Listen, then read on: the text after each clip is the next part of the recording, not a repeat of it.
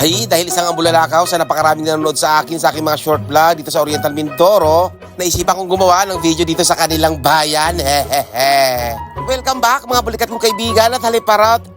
Nandito ako ngayon sa Oriental Mindoro sa Bulalakaw. Hehehe. Dati na naman ako nakakarating dito pero nagulat talaga ako pagbalik ko. Grabe, ang daming establishmentong tinatayo dito. Napaka-progressive na ng bayan na ito. Grabe! Hang sa tingin ko, bibilang ka lang ng mga ilang taon. Nako, maunlad na itong bayan ito.